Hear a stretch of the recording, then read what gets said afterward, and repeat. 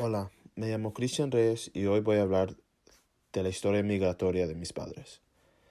Para comenzar, voy a hablar de su lugar de nacimiento, El Salvador, y de dónde vienen. Para comenzar, voy a hablar de mi papá, José Antonio Reyes, y él viene de un lugar que se llama San Miguel. Y él nació en un cantón, que es un pueblo muy pequeño, que se llama Casamota. Y en este pueblo, muchas de las casas son hechas de lodo, material muy barato y cosas que no son hechas para hacer casas. La familia de mi padre no tenía muchos recursos, eran muy pobres y mi papá nunca fue a la escuela durante su juventud. Al contrario, mi mamá, Gloria Rosibel Reyes, ella nació en Usulután, departamento de La Paz, y allí su familia tenía muchos recursos y la familia de ella tenía mucha tierra, animales, y en El Salvador eso es una forma de donde gente hace mucho dinero con su tierra y sus animales.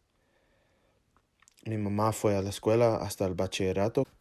Para comenzar, voy a hablar de la historia migratoria de mi mamá. Mi mamá, suertemente, tuvo un tío que era muy exitoso en El Salvador. Él fue trasladado a los Estados Unidos para continuar su práctica en medicina. Allí, después de unos años, el doctor mandó a traer a sus dos hijas y a su sobrina, que era mi mamá. Mi mamá tuvo la oportunidad de sacar su visa aquí en Estados Unidos y comenzar su vida. Al contrario, mi papá tuvo una historia migratoria muy interesante. Mi padre comienza cuando él tenía 28 años y él realiza que él necesitaba una vida mejor con más oportunidades. Su tío, que ya estaba en El Salvador, lo convenció que él intentara este viaje muy largo y dificultoso. Mi padre por mucho tiempo lo pensó y finalmente él dijo que quería venir a los Estados Unidos. Pero él sabía que eso no solo venía con su viaje, pero venía con una etiqueta de precio muy alto. Para pagar un coyote que te traslade a los Estados Unidos, tienes que pagar más de $7,000 en ese tiempo. Y en ese tiempo, en 1990, $7,000 era mucho dinero. Suertemente, mi padre tenía un tío que le ofreció pagarle los $7,000. Y eso hizo la opción de venirse muy fácil para mi padre. A los pocos días, él comenzó su viaje a los Estados Unidos. Él cuenta que cruzó la frontera de Guatemala en una troca con más de 20 gente atrás.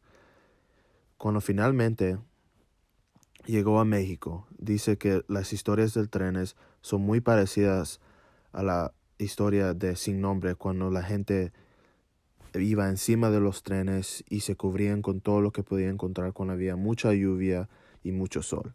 Él cuenta que el sol de México era muy diferente que cualquier sol que él ha enfrentado en toda su vida. Mi padre también cuenta que en el tren pasaban muchos días sin comer, y él dice que usaba el poquito agua que él tenía para llenarse siquiera un poquito para seguir unas horas más. Finalmente, cuando él llegó a la frontera de México y los Estados Unidos, se encontró con otro coyote de parte de la misma organización que lo llevó al otro lado de la frontera. Aquí, cuando se encontró con el coyote, él los llevó a un lugar cerca de un río, que es el Río Grande, y era por lo menos unos 7 millas de donde los dejó el tren. Y mi padre dijo que él caminó todo eso en ese sol muy brutal. Ya en Maryland, mis padres siguieron su vida normal antes de conocerse. Mi padre era un carpintero y mi mamá era una limpiacasas. Después de unos años, ellos se conocieron en una cancha de fútbol y ahí es donde comenzó su amor y nací yo.